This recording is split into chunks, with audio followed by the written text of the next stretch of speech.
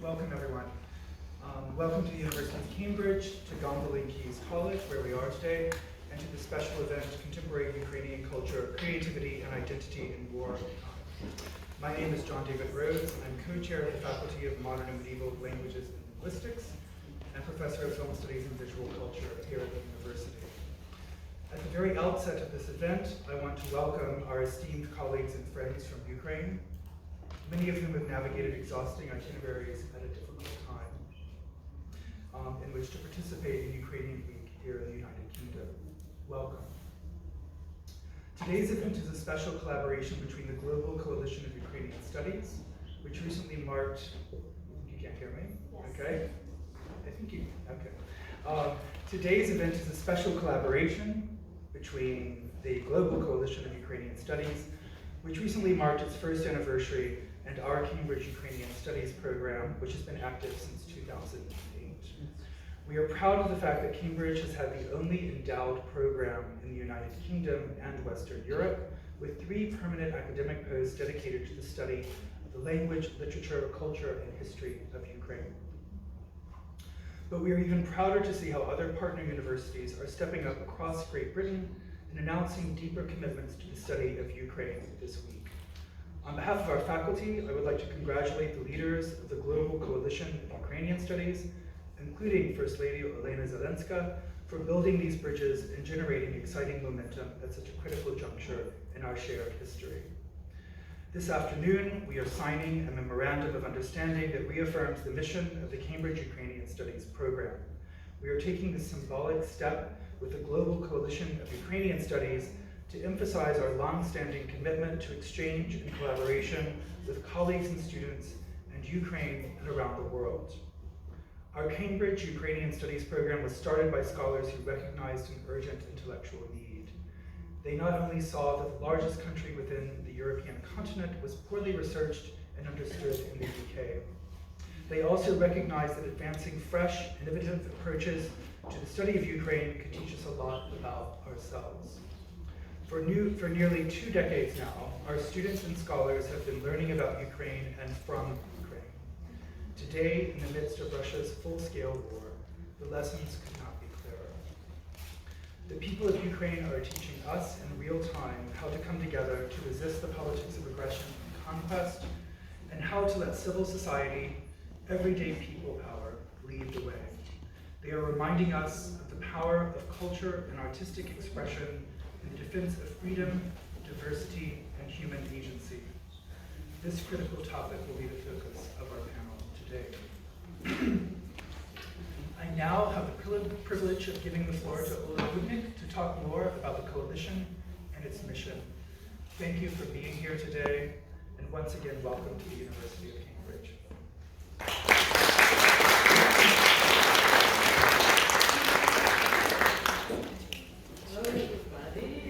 It's a great honor to be here, but before I will start my welcome speech, let me give the floor to our First Lady of Ukraine, Olena Zelenska, because she's the founder of the Global Coalition for Ukrainian Studies, and actually we want to give you her video address today, and I think we should start right now.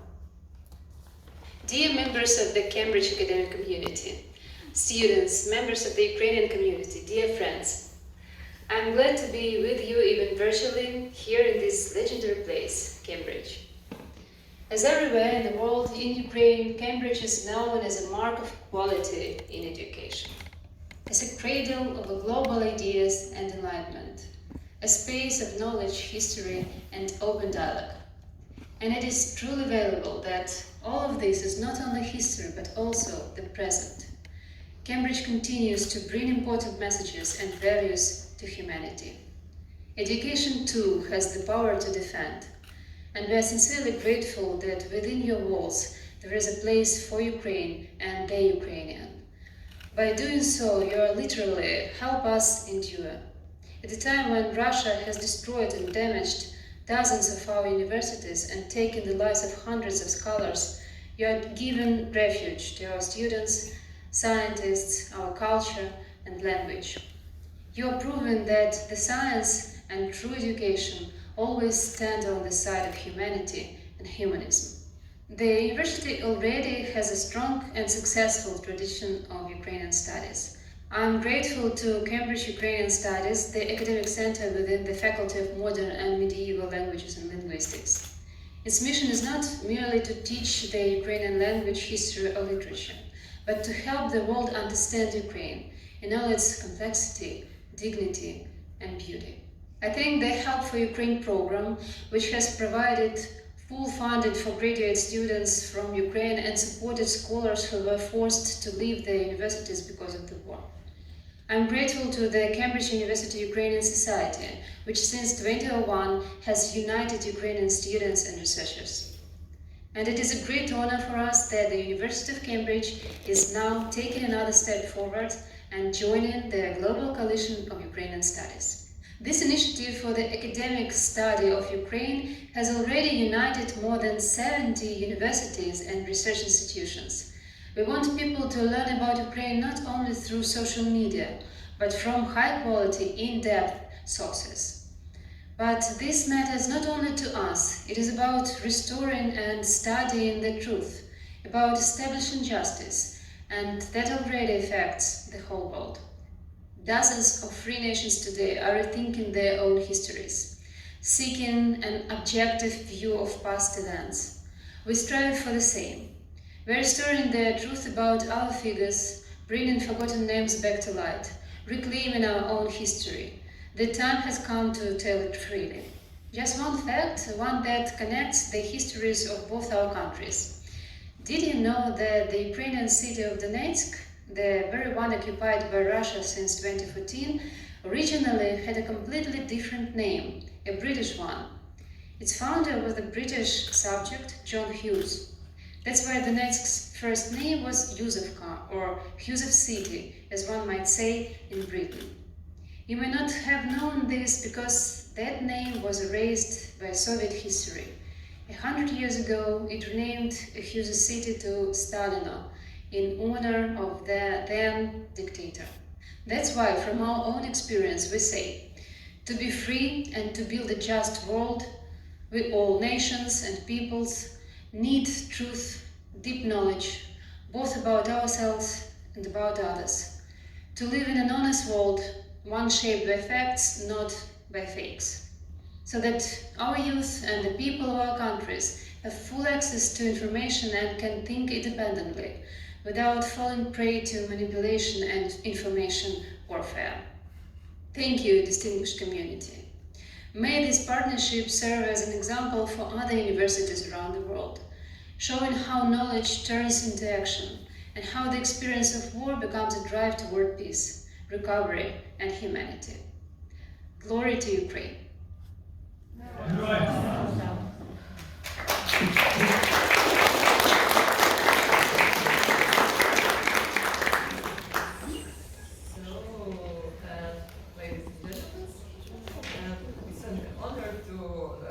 To speak after the video address by the First Lady of Ukraine, and today we are on the campus that ranks among the top 5 universities in the world.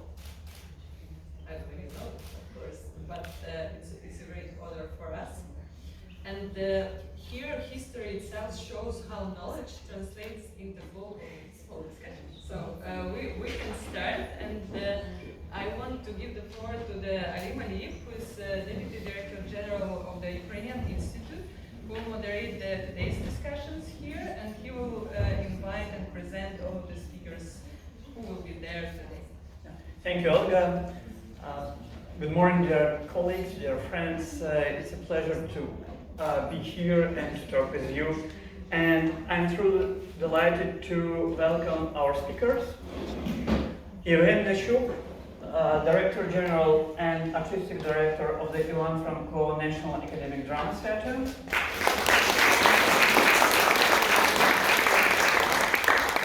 Former Minister of Culture. Olenka Pevnik, University Associate Professor in Ukraine Studies and in Medieval and Early Modern Slavonic Studies. Ostap Ukrainets, writer, translator, serviceman, head of the Department of Literature and Education at Cultural Forces.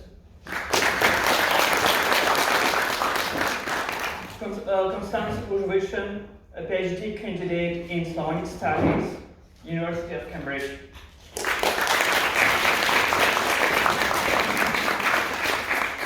Olenka Dmitrik, affiliated lecturer in History of Art at Cambridge University.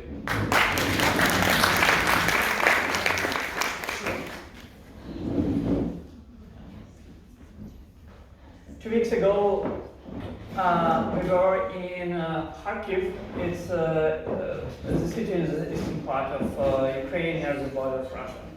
And we had a cultural event. It was a charity literature evening in Kharkiv. Kharkiv is constantly bombing by Russian missiles and drones. And destroyed buildings are visible all around. But many of the residents continue to live there. And in my opinion, Kharkiv is one of the main places where Ukrainian contemporary culture continue to live and continue to show how Ukraine resists today. Here create and perform famous Ukrainian writer and poets Sergei Zhadan, artists Hamlet Zinkivsky and Pavlo Makov, the Nafta Theater, the Kharkiv Literature Museum, Kurgan and Aggregate bands, and many, many others.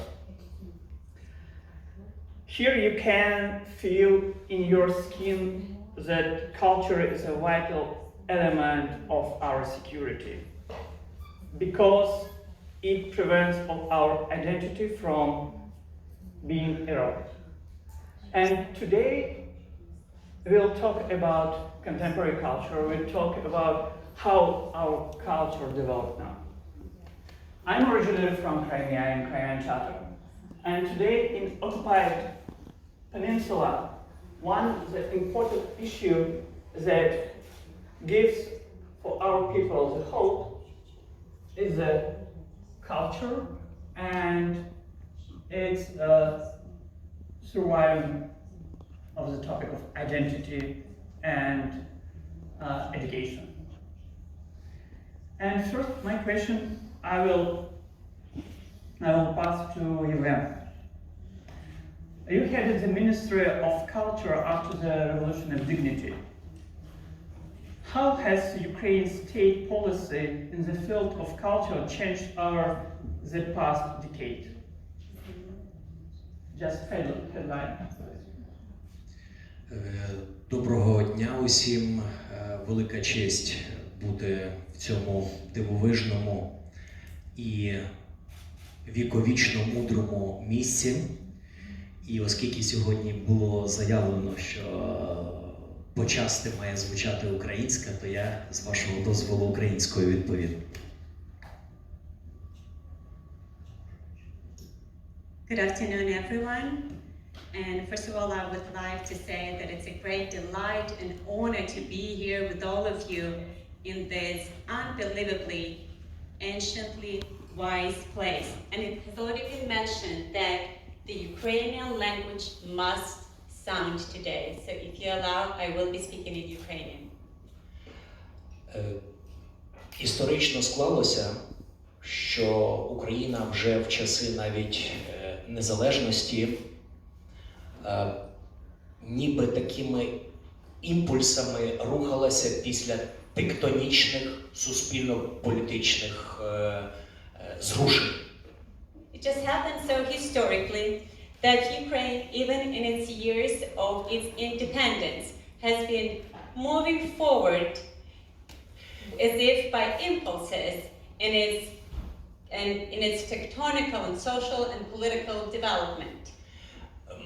Ми намагалися в найважливіших етапах зруйнувати пострадянську страшну систему у всіх напрямках. в науковій, в культурній, в суспільно-політичній. І так трапилося, що такими рушійними силами були і майдани. And so we strived in everything that we did. We strived to make everything possible to break all of those horrific post-Soviet marks, whether it was in social aspect or political or cultural. And what we noticed is that the main driver for all of this was our Maidans, or the places where we would gather together, squares. Те, що в історії Британії чи цього освітньо-наукового культурного центру Кембридж формувалося століттями, ми все це робимо буквально за короткий час. And in fact, what has taken for Britain's history, or even for this significant place, Cambridge, what has taken centuries, Ukraine has had to do that within a very short period of time. Так, ми маємо столітню історію Києво-Могилянської академії або інших, але воно все руйнувалося. This is true. We have a centuries of history of our Kiev-Mohila Academy, and yet it was broken at various points of time. Але щоб не затримувати час, фіналізую саме історію ту, яка мала, як на мій погляд, історично важливу річ після Революції Гідності 14-го року.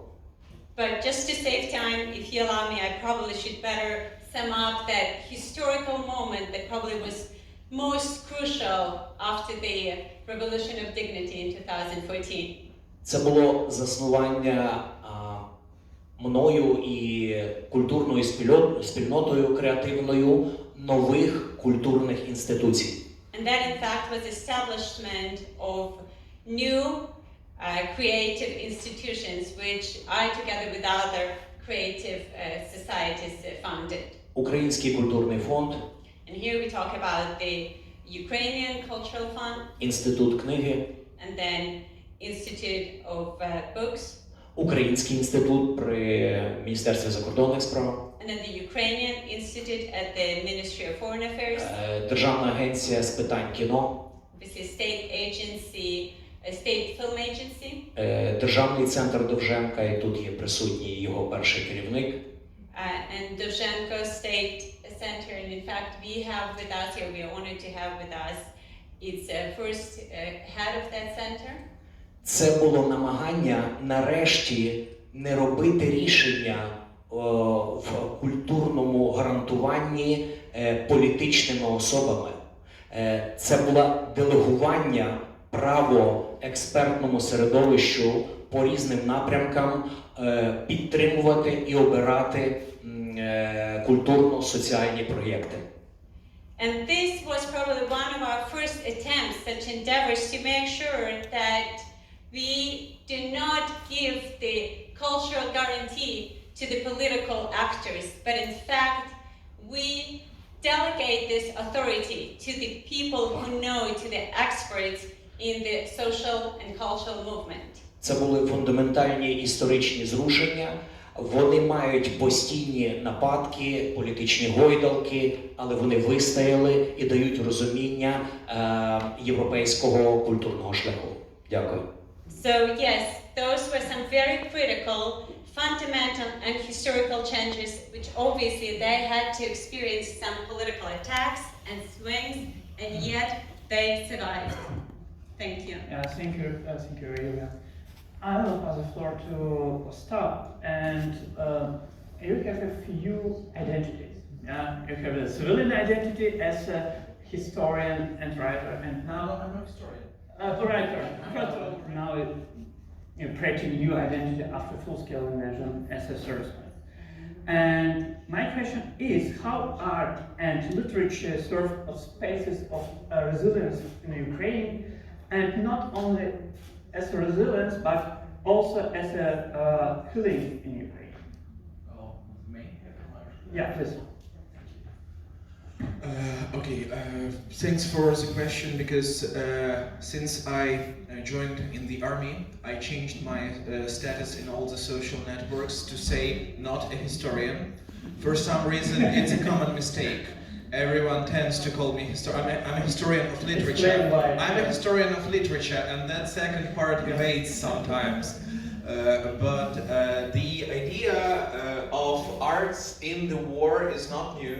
And even if you visit any decent bookstore, you will find collections of war poetry of the past ages, and we know that is a phenomenon. War literature being created, being informed, being inspired by war experiences. The structure I'm serving in, cultural forces, started on the opposite way. The idea was to bring the culture already here to the front line and use culture, use arts as a tool for psychological support, as a tool for escapism, to be frank, because that is what I was never told when I was studying at the university. When you're talking about different functions of literature, nobody tells you that one of its main functions, not just literature, any arts, is coping with a horrible reality. They won't tell you, but that is the function. You escape into anything cultural, into daydreaming, into fantasizing, and when you have that daydreaming facilitated in some way by people who know what they're doing, it helps a lot. We started with poetry and music and puppet theater, of all things. We have a puppeteer who owned his own theater in Dnipro city before the full-scale invasion, who joined the army and became an officer for psychological support. Valery Zech is his name. He was actually performing on TEDx in Great Britain last year, talking about his art. He created a specific play called Of Angel and Man, and it is a really simple story of motivation and finding some strengths to move forward. Simple, easy to understand, precisely the kind a person needs when in the circumstances of severe stress, which are, of course, omnipresent during wartime.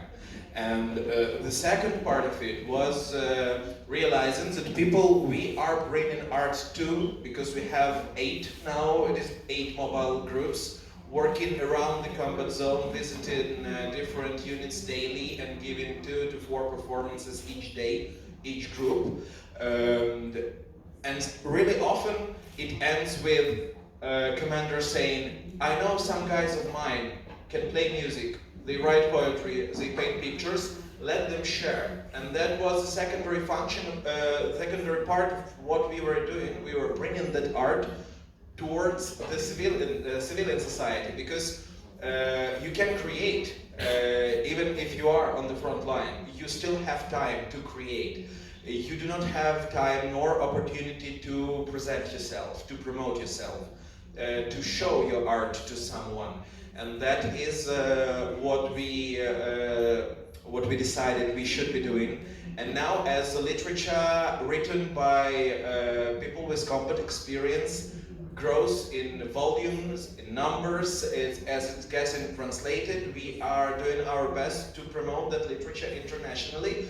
Because the fact we noticed, first thing that appears during the war is poetry. Second thing is literature of fact. So literature written by witnesses, it's a documentary literature. And then the third part that appears is fiction, of course. And now that fiction appears, fiction which is easily recognizable, which people are used to reading, which is something regular person in any place in the world would understand, reading a detective story or a sci-fi story or a romance story.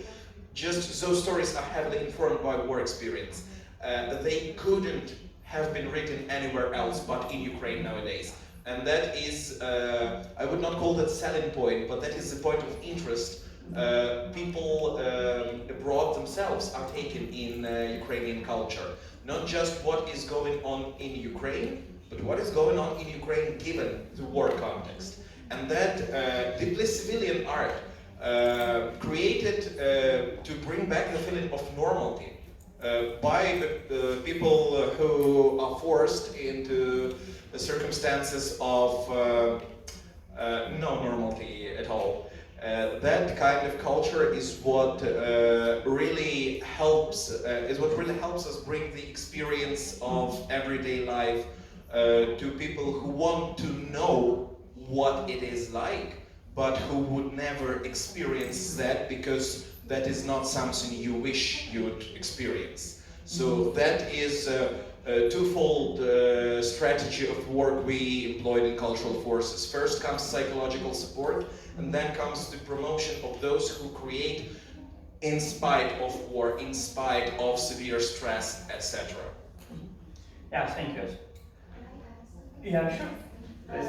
So, I think it was last summer, I was in Kiev, and I walked into the bookstore, and one of the uplifting experiences I had is that they were collecting books to send to the front lines.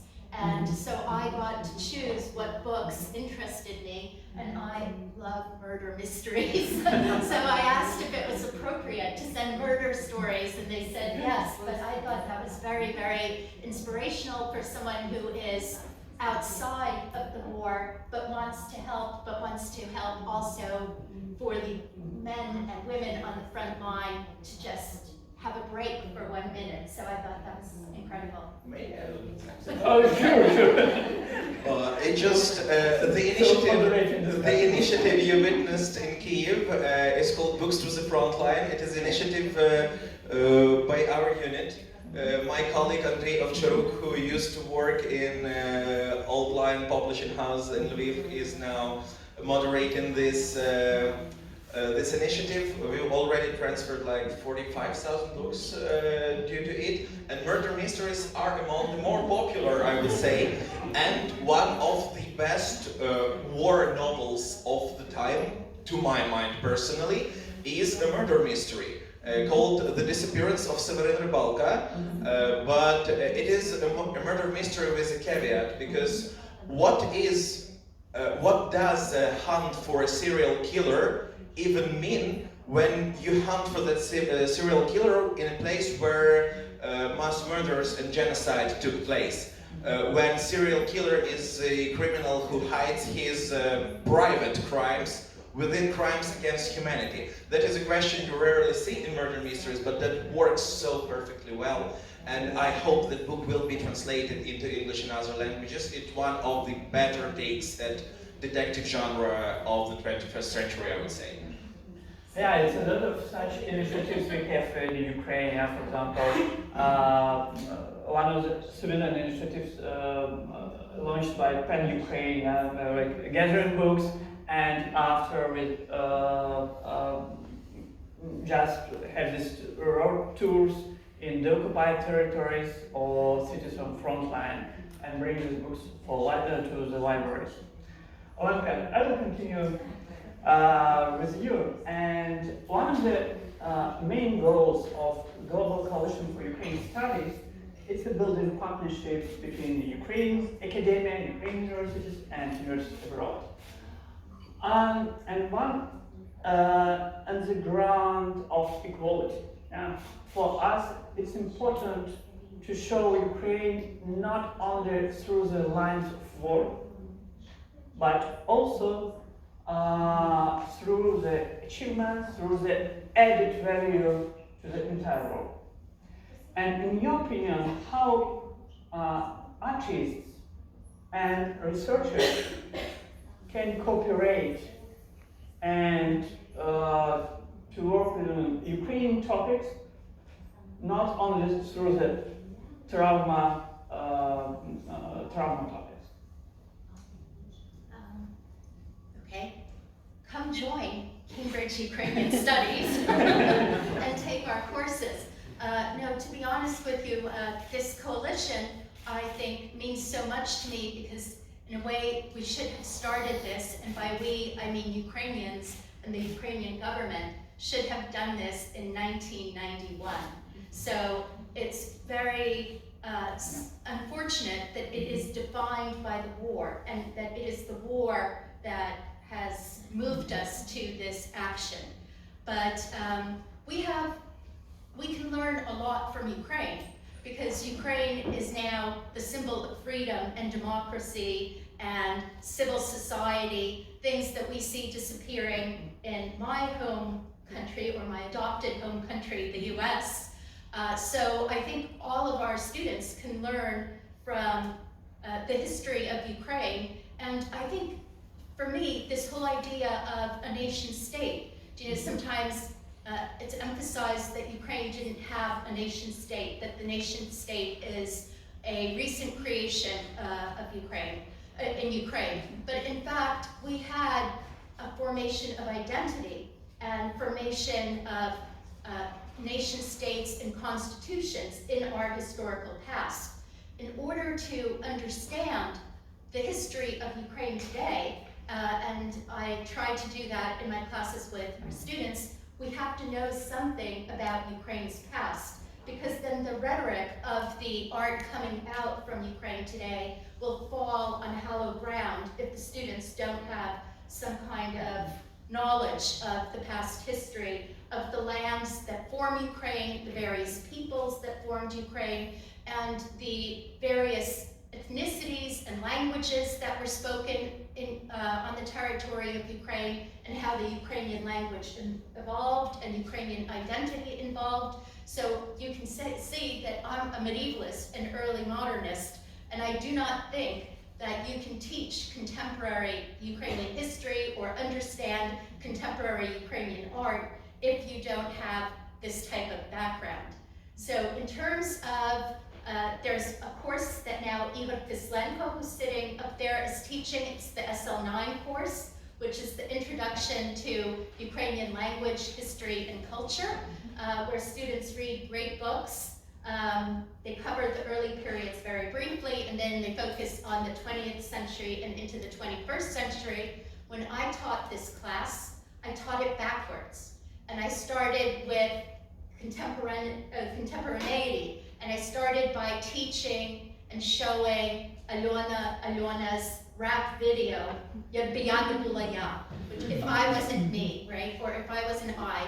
So, because it has brief words, it's about identity, and not just identity, Ukrainian identity, but also about her as a female, her as a woman, so gender identity. It's catchy, it's music, so you're introduced to Ukrainian contemporary culture through this rap music. I also showed our president's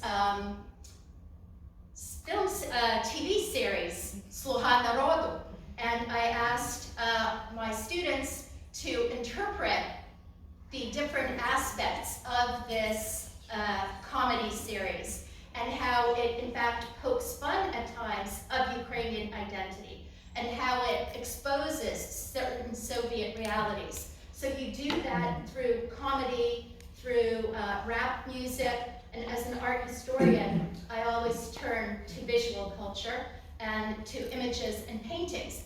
But I often say it's impossible to understand some of the Ukrainian art if you also don't know global art and the world. So Ukraine isn't an island that is secluded. All of our artists, all of our authors, all of our historians interacted with the global world. If we look at, we have a course here that teaches about early modern Ukraine. Andriy Bolhiria and Igor Kislenko are on that course. Andriy here teaches the Ukrainian language. So I would say, you must study the past. We must know our own past and realize its diversity and the changes, and that it always, in the 12th century, in the 14th, in the 15th, interacted with the global world.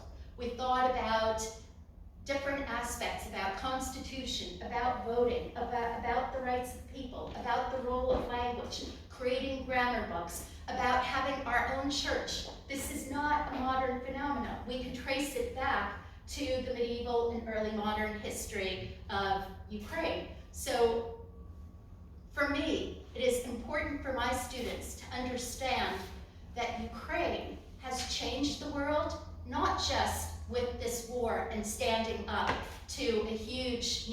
four-armed bully, but it has changed the world already in the 12th century. It's changed the world in the 14th century. It changed the world in the 17th century. It changed the world under the Cossacks in the 18th century.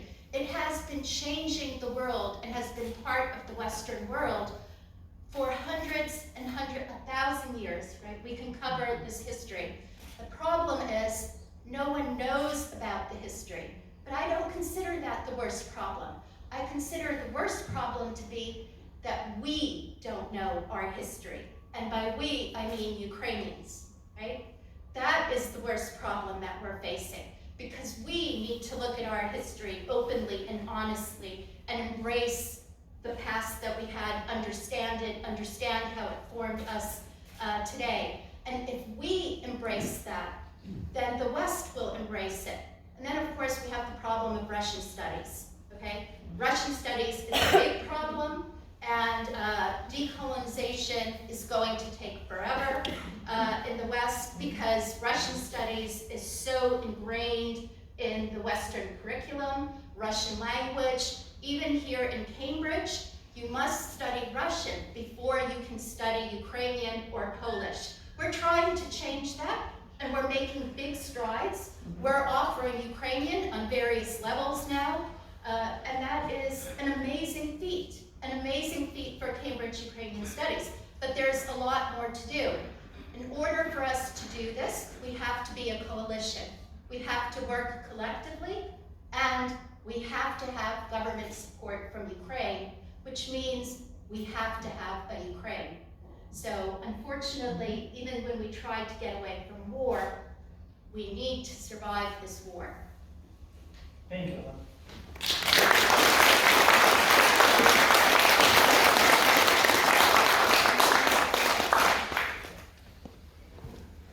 I will ask Constance, you are deeply involved in the study of Ukraine and Ukraine's contemporary art. And how has changed the representation of Ukraine culture abroad in a global market after full-scale invasion? Can you compare before and after? Yeah, so I used to own an art gallery in Ukraine in the 90s up until 2004 called Art East Gallery. And one of the things I desperately wanted to do, have a global presence, because as we know, art is identity.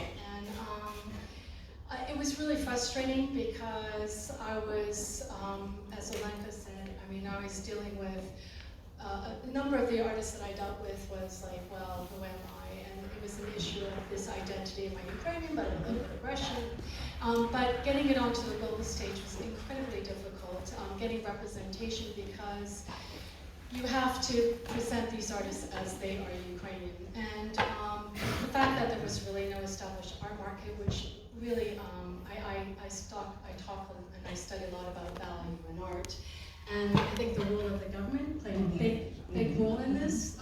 Taxes, export licenses, the fact that there really isn't a strong independent Ukrainian museum. It's Mistetsky Arsenal, which I'm a big supporter of, and I'll talk about that in a minute. So it was difficult. So when the full-scale invasion started, I was working in interior design, and I stopped all that, and I started to become a student writing a PhD on war art. And I wanted to know, where are these artists? And I do have to say that the war has catalyzed a lot of change. So, for example, the auction houses in May 2022 finally changed Russian Spring. They all were representing Russian artists, and people like Oleg Tistol, Anatoly Krivolov were under Russian flag. It was just Avazovsky. It was just kind of crazy, but what could we do?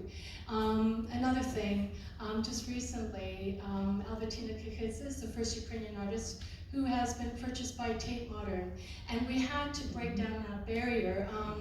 I was very active in the acquisition committee, and I do have to say, who were the players in Tate Modern? It was Russians. They don't want Ukrainian artists being represented in Tate Modern. In 2021, Gurenyov, who is a collector in Ukraine, he presented Pompidou, a huge collection of Ukrainian photographs. So what has changed? I just want to say the war has ruptured things and has made us, okay, so I'll speak from, I'm of Ukrainian descent, this generation, but it's made us outside finally look at our own structure and go, this is just, we have to change things, and slowly we're starting to see more and more representation. Albertina was also represented in Guatemala. Thank you very much. Apparently you had a lot to do with this. She was the first Ukrainian artist ever to be represented at one of these biennales. So things like that are fantastic, but there's so much more we need to do. And so one of the things that we can do, I was thinking, well, we need acquisitions in Ukraine. We need a collection of artwork available to the public of artwork from independent Ukraine, 1991.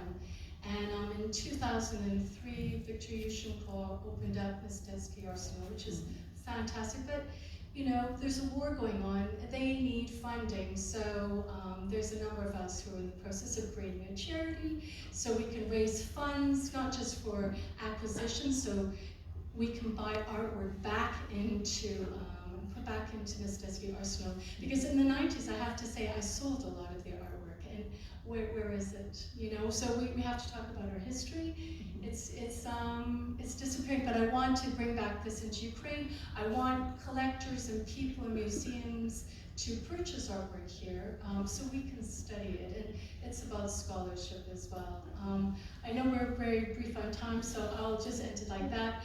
But every time you go to a museum, ask for Ukrainian art, see what happens.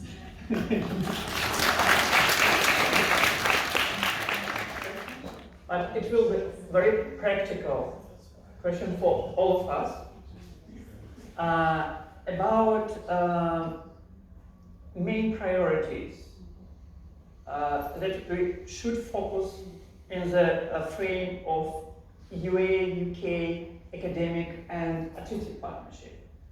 Because for Global Coalition of Ukraine Studies, we said a lot about governmental support, public support, and now we are, as a public institutions, we join our efforts for supporting Ukrainian and Crimean Tatar studies. Who want to start? Dr. Orlando? I don't know. But after we have a couple of minutes for Q&A session. I'm just going to answer this briefly. There's so much we have to do. But recently I was in Rome for a conference of young Ukrainian art historians because the Max Planck Institute is opening an office in Lviv. And I would say that when I did my dissertation work in Ukraine, we did not have in Ukraine, and I'm speaking, I'm associating myself with Ukraine. I am Ukrainian. But basically, in Ukraine, we did not have an art history institute. We had an institute of ethnography and ethnology, but we didn't have an art history institute.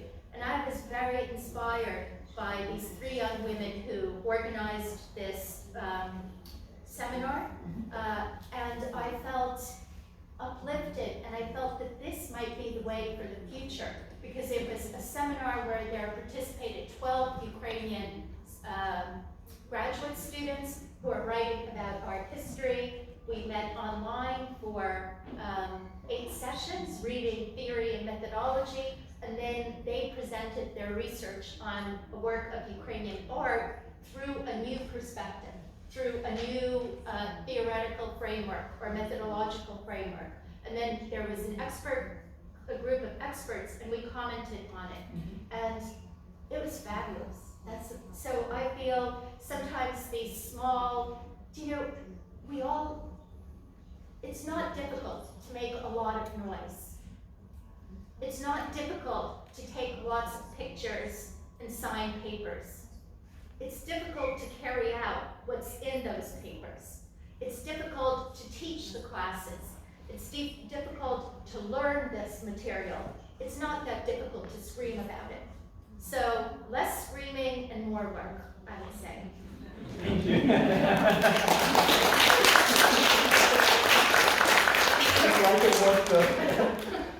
Stop, please. Well, what do you add after that? Really close to the thought that we ourselves are not that aware of what Ukrainian culture in general is like. We are aware of a general narrative of that culture, and often when we try to offer an image of us to any other country, we are based on that really simplified narrative of what Ukrainian culture is. And I mean, stepping beyond the Slavic studies when talking about Ukraine, including Tatar, Roma, Karaim, Hahos, and other cultures who informed Ukrainian culture as well, is important, but we ourselves lack that understanding sometimes. I'm really close to being, I was starting my PhD in early modern literature, medieval early modern, yeah, we should talk about that after the event, but as I started doing that, I realized that we lack understanding of what was in Ukrainian culture even before the end of 18th century. And that is why I start every lecture and every course on history of Ukrainian literature I ever give with the question, where do you start Ukrainian literature? And people in Ukraine still reply more often than not with Kotlяревsky, and that is the end of 18th century, which is, well, not the start of even contemporary Ukrainian literature. First literary works predate him by 150 years at least, but well, that doesn't matter. We still do not have a catalog of what is Ukrainian culture in our heads, in our curriculums. We still try to find that, and I see the efforts being made. Those are productive efforts. We are far closer to where I want Ukrainian studies to be in Ukraine and abroad than we used to be. But it takes a lot of work, and so my takeaway from this is not to hope that we will succeed in a decade to come, and realize that the work ahead of us is tremendous. We are supposed to well, speedrun the cultural studies that other societies often had decades and centuries to do. That is the problem, but once we recognize the problem and once we recognize what are the voids we are supposed to fill in our knowledge, it will become easier. Our focus topic on Frankfurt Book Messe this year was filling in. The topic was co-created by Mistevsky Arsenal, Ukrainian Book Institute, and the concept of Ukrainian stand was designed by our creative team from Cultural Forces, and that was precisely the idea. We must realize where those empty spaces are in our understanding, in our context. What are we filling in? What are we trying to show to the people abroad? And before doing that, we must realize what there is to show. What is ours, what was brought in by the empire, and how to discriminate between those two. Now, it's about modern literature and contemporary literature. Among the writers in Ukraine, I've heard this joke that a real writer is a dead writer who on the portrait in the school. Yeah? But now fortunately, it's changed. Yeah. Please. Okay, I'm really aware of time. Well, you know, it's always about market demand, and you know, if you want to study Ukrainian, it has to be cool and trendy. One of the things I've been trying to study history of art, of Ukrainian art from the 90s, and one of the things I think we really need is a strong, good textbook that's available for universities. I have yet to read really good critical analysis of the 1990s, for example, and I lived there and I was very involved, and I would love to see a textbook that University of Cambridge could use for their history of art programs. So then comparative studies can be developed, as Olenka had mentioned. Thank you. Olga?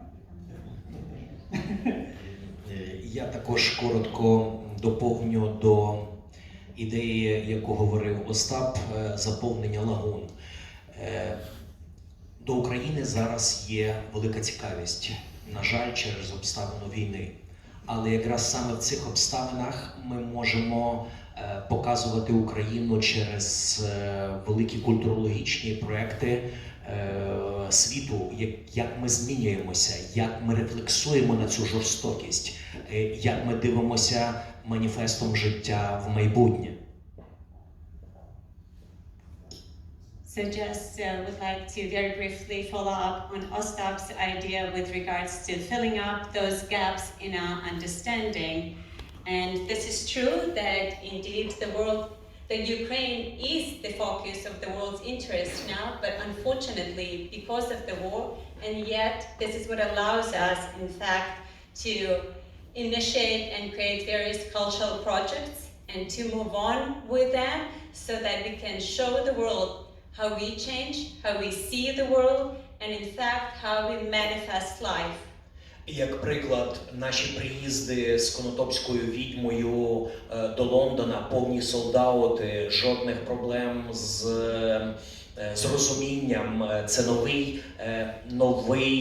нове осмислення автентичної української культури через модерний погляд, сучасний погляд, який дивує. And just to illustrate, obviously many of you probably have heard about the Konotop witch performance in London that we brought recently. You probably know that it's all been sold out and there wasn't any issues or any challenges with understanding of it, and it was good for us to show this new perspective, new thinking about the authentic Ukrainian culture and just to show this modern vision.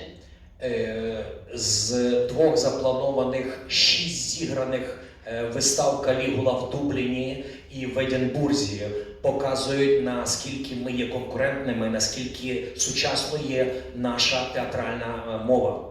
And out of the 2 scheduled, we in fact had 6 performances of Caligula in Dublin and Edinburgh, and it only demonstrates how modern we are and how contemporary our language and culture are. Весною ми плануємо до Лондона привезти сучасну технологічну виставу за Шекспіром «Макбет» і «Буна». And also in coming spring, we are intending to bring to London a more technologically modernized Macbeth. І найголовніше, що ми не посилаємося і не є прохачами, ми комерційно, конкурентно обираємо і найкращі театральні зали Європи і світу. And probably what's most important in all of this is, in fact, when we come, we are not begging, we are not asking, but yet we come on the commercial and competition basis. We, in fact, go and enter the most famous and prestigious halls of the United Kingdom. І таким чином ми можемо протистояти російському засиллю багато десятиріччями, яка складалася. And in fact, this is what allows us to resist that Russian presence that has pervaded this culture for decades and centuries, maybe. Дякую. Thank you. Thank you.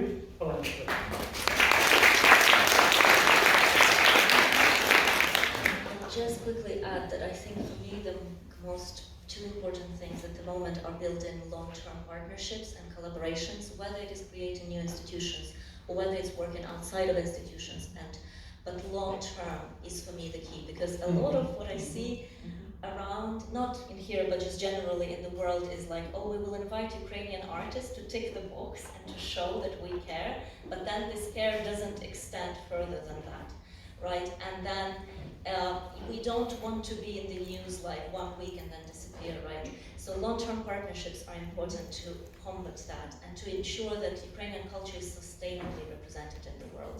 And secondly, I think, is not to take the conditions of the war for granted, because so much So many people in Ukraine are doing this amazing cultural production, and they are also like shouting and trying to do as much work as possible to reach to any region of the world. And yet, I think a lot of things are still done like about Ukraine without Ukraine, right? Mhm. And also almost like taking the war as the new normal, right? And expecting people to be on the same level of cultural production, despite all the caring responsibilities, losses, and all the hardships that they go through. So I think kind of trying to cultivate the ethics of care and thinking like with people inside Ukraine is important. Thank you. Actually, we have a couple of minutes for Q&A session. First, yeah. Yes. Hello everyone. I'm Marta Oneski and I'm here with my daughter because of the Russian war, right? So just thank you so much. I'm very happy to see two people that were not born in Ukraine, because in 2 years my child would be not in Ukraine for half of her life, right? As a global project manager, to your thesis, Olenka, we need funds, we need millions, we need zillions of money for Ukrainian cultural global invasion. As a person who had a chance to study in the US at my 15 on the scholarship, it was very clear. In the US, it's all easy. They just make a plan with lots of errors on how to get where we want to be. So I would say we need, I don't know, rich Ukrainian diaspora that has been doing a great job through many years, with their money, influence, a good plan, a very good plan, because I believe Russians are everywhere, because it was some kind of a KGB plan with agents sticking them everywhere. We have to become better than that, right? Thank you very much. Two suggestions for future. If this kind of event could be more advertised, because I'm personally looking for those things, you know. Second thing, if we could have the names of these very famous good people printed, Sure. that would help. And in general, no more questions. Thank you for your initiative for the books. We've been bringing, when we drive cars for Ukrainian military, we've been bringing UK books to specific Chernihiv kids' schools, you know. But yeah, we do need to make it global. So just general, thank you very much. Thank you so much. We will take a few more questions. Yeah, please. Hello everyone, my name is Diana. I'm a student here at the University of Cambridge, and I'm also the president of Cambridge University Ukrainian Society, which was mentioned by Elena Zelensky. And my question stems from my experience and also from attending different events which try to promote Ukrainian culture. It seems to me that in the majority of cases we are preaching to the converted. So the people who are attending our events, they are already in love with Ukrainian culture, they are our biggest supporters, and I know a lot of people who are here. So I wanted to ask for your opinion, what can we do to reach out to people who are staying out of the loop of Ukrainian culture and trying to promote it to them? Thank you. Thank you. And last question from this side. Yeah, please. Everyone. My name is Maria Vishkova, and probably I'm kind of unexpected presence here because I'm a former Russian citizen, now an American citizen. Second, I'm an ethnic Buryat, and as Ukrainians, you know what bad reputation people of my ethnicity have during this war, obviously. So I have been supporting Ukraine since 2014 while living in the US, so I did all the protests to support the 2014 protest. Actually, my question is, well, what else I can do, you know, in order to somehow, if you permit me to say so, to restore humanity to my people, to my ethnicity. Well, I have done similarly everything. I have donated to Ukrainian funds, I have done all Ukrainian events and volunteered and everything. But just tell me, from the probably cultural perspective, what else can I do? Because I'm willing to do anything. Just tell me. Thank you. And I promise last question. Yeah. Thank you very much for organizing such a nice event. I'm Stepan, I'm a PhD student here, and I'm working with 16th and 17th century cultural history. And I would like to elaborate a little bit more on the discussion because, you know, while tackling broadly decolonial theory, alongside filling a lot of gaps, including, realization what Ukrainian culture should involve, we also should reconsider a lot of knowledge that we already have. Because alongside accumulating, while doing this very empirical, sometimes very positivistic job, there are a lot of knowledge that we have right now that were formulated 100 or even more centuries ago. And this is really problematic because many publications, for instance, that happened to be still influential, particularly from topics that I'm working on, were either created in middle of the 19th century by Poles who were striving for Polish nation building, or for instance, in case of Ukrainian history and Kyiv-Mohyla Academy.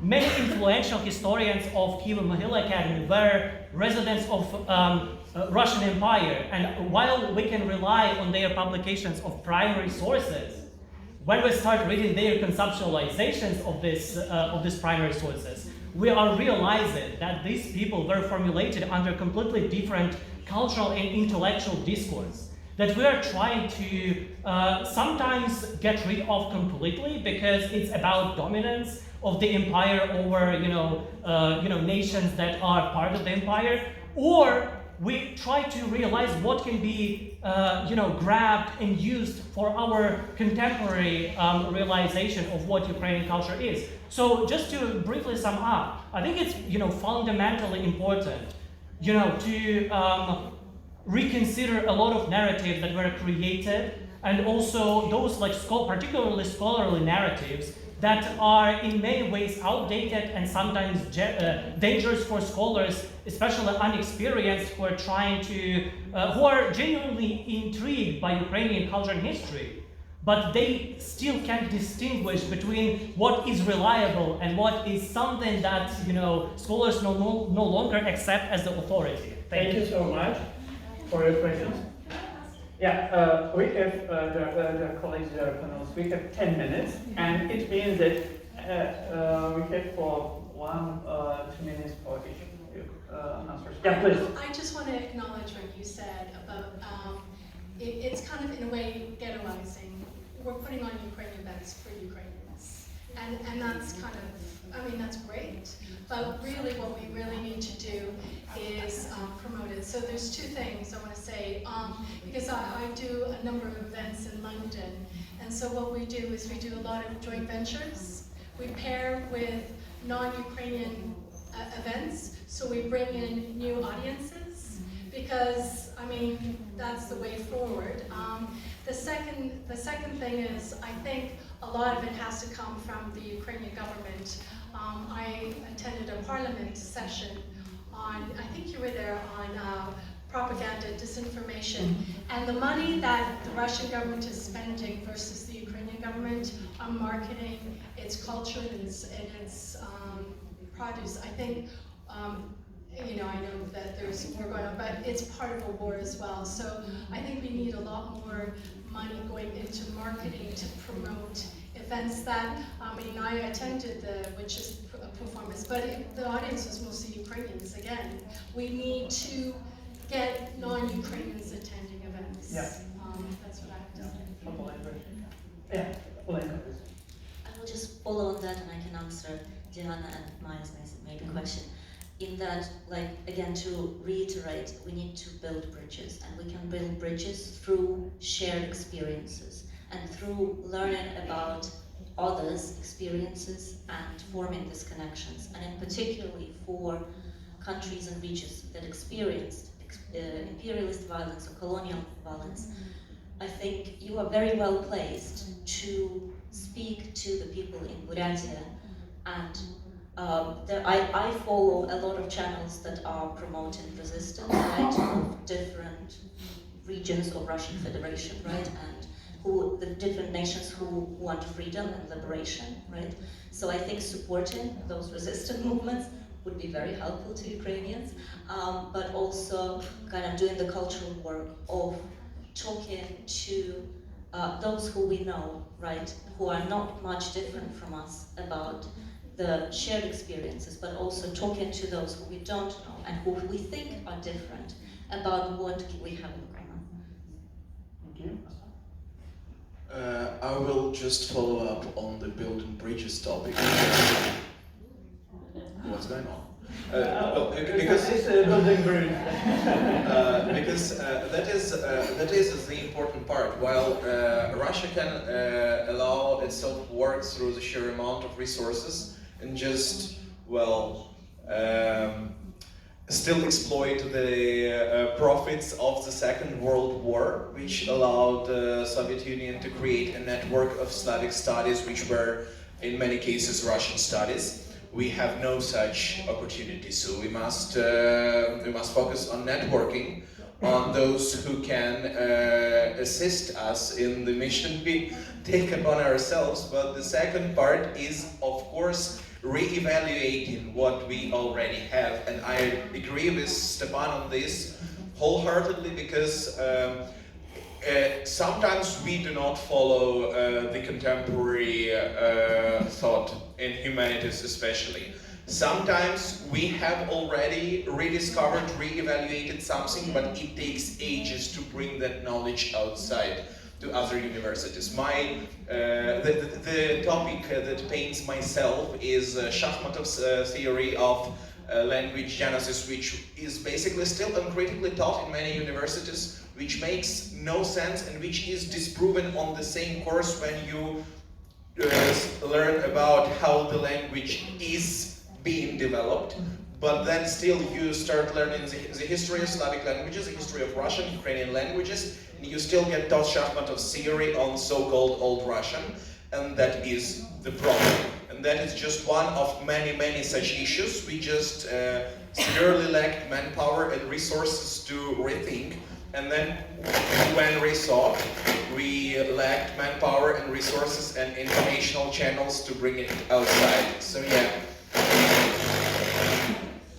I have no idea what's going on. So grassroots movements and networking is what we decided is the tool we are using in cultural forces, in public diplomacy in general. That is the easiest and the most honest way for us, basically. Once you are intellectually honest about what you're talking about, once you're not trying to manipulate others into just doing your reading and saying whatever you want them to say, that opens the door to some productive working together, and then this lack of resources just does not feel that severe. With the help of others, it's easier to spread the renewed information, I will put it like that. Thank you. Два слова скажу.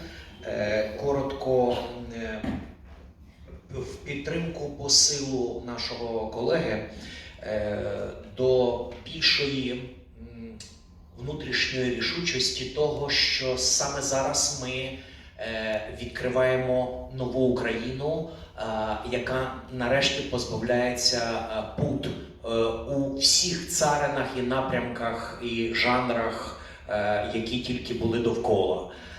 Наша з вами ця зустріч, вона теж історична, бо українські студії колись навіть не мали права бути в Москві чи в Петербурзі. Якісь були конференції, себто нас постійно пов'язували, що тільки там вирішувалися якісь наукові речі, чи культурологічні, чи суспільні.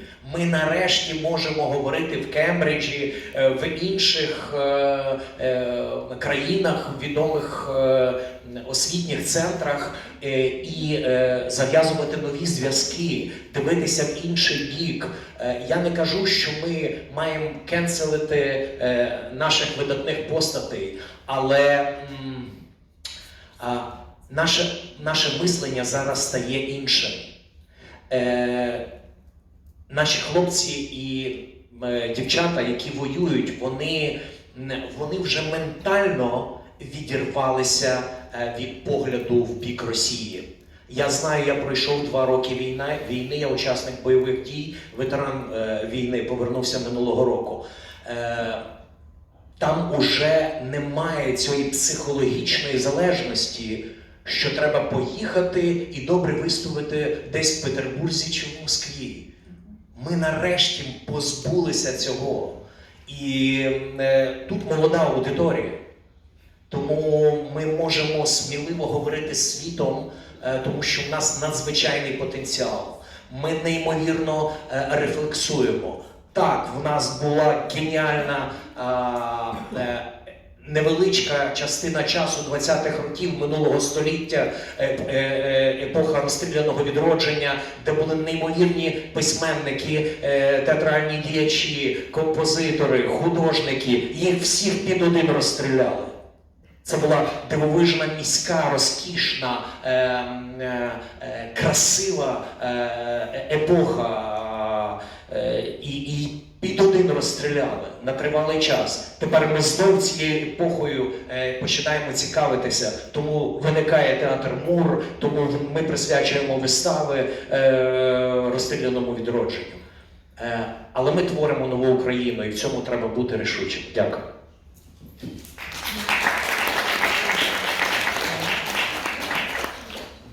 Literally just 2 words to follow up, yes, if you don't mind, to follow up and support also Stefan's contribution with regards to that. Truly, we do have to be more decisive when it comes to using the knowledge that we already have. And in fact, yes, we do have to, we've already spoken about making connections and building ties.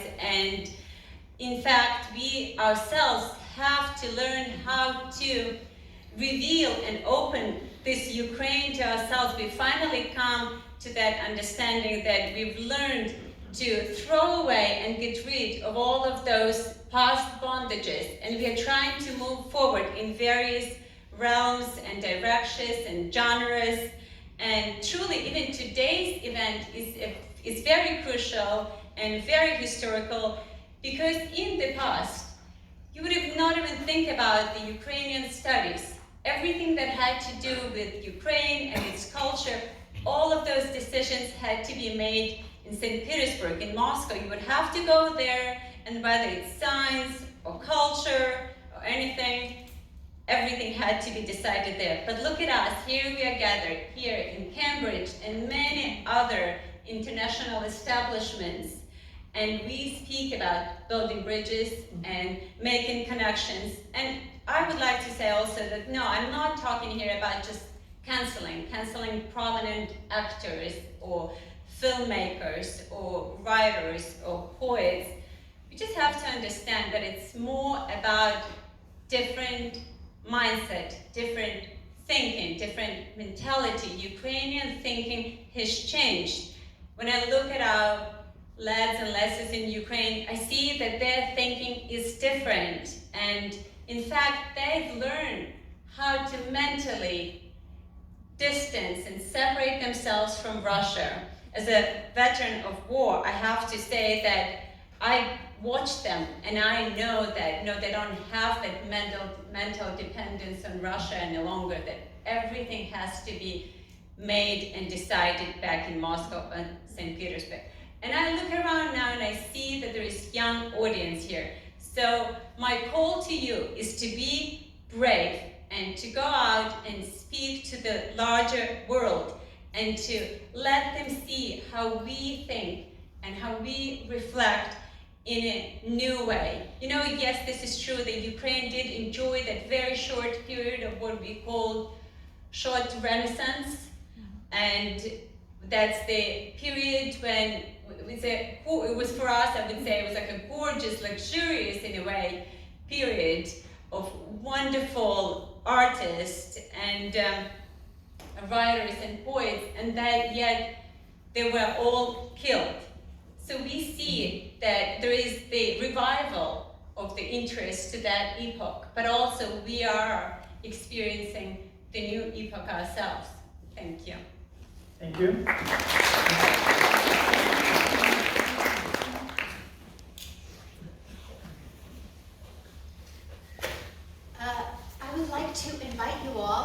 for drinks and some food, and we can continue this conversation over drinks and food. I think that all of us have the power to help Ukraine. We need money, but we don't have it now because the money should go to our army because we need a country. So.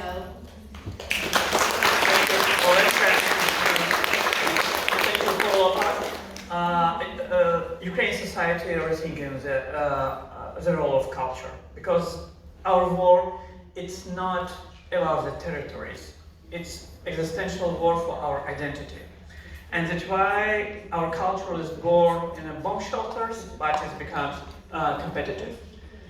Thank you for all of our panelists, for Olenka Pevna, Остап Українець, Констанц Узвишин, Olenka Dmitrик, Evgen Nishuk, and follow them. Ola, few final remarks. What is important to know and understand, of course, you see that all of these great people coming here to bring Ukrainian voice to the Cambridge, and what we want to say. Of course, we need a lot of money, and actually we have idea how to get it, and maybe it could sound a bit provocative, but maybe it will be like a new initiative together with like a Cambridge Ukrainian Studies, when, for example, we can sell the Russian yacht, for example, and actually to create the new endowment for the Ukrainian studies globally, which will help to finance this, because we understand that our state budget in this moment have to go on the defense.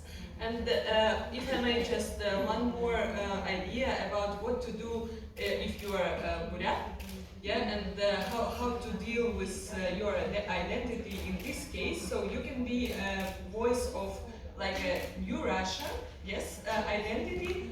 What does it mean to be different from those Russian narratives which they are spreading around the world, and to try to be another and to give another ideology that they try to spread.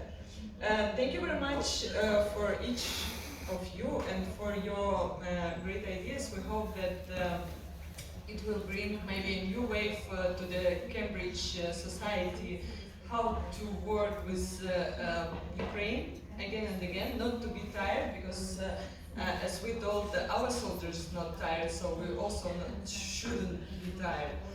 And drinks? Drinks.